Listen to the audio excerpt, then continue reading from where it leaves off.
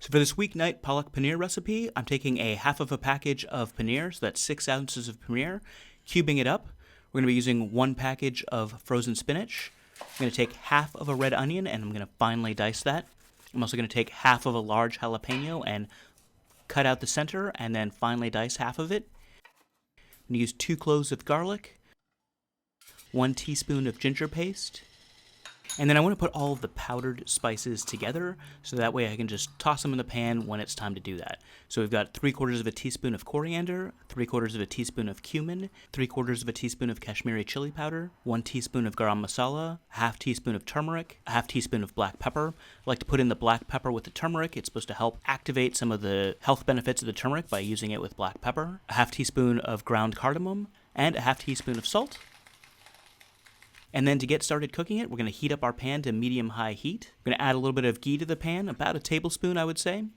Then we're going to add in 1.5 teaspoons of cumin seeds. I'm going to fry that for about 30 seconds or until the seeds start to turn brown.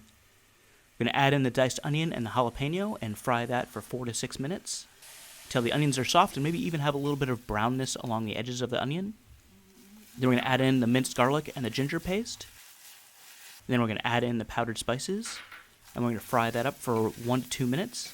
I also have 1/4 of a can of pureed or crushed tomatoes. Both of them work just fine. And stir that up. Then add in the frozen spinach and a little bit of water. I would say probably about 1/4 to a half of a cup of water. And then lower the heat to medium-low. Cover that up and cook it for 15 minutes, stirring it occasionally and breaking up the frozen spinach pieces.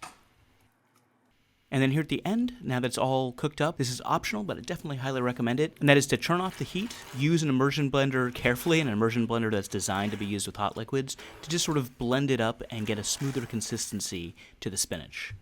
Then we're going to add in our paneer, and we're going to cook that for 3 to 5 minutes, and then finish with some cream, and if you have it, some kasuri methi, and maybe a little bit of garam masala. And there we have it, a beautiful weeknight palak paneer. Should take about 30 minutes to make. Hey, not bad.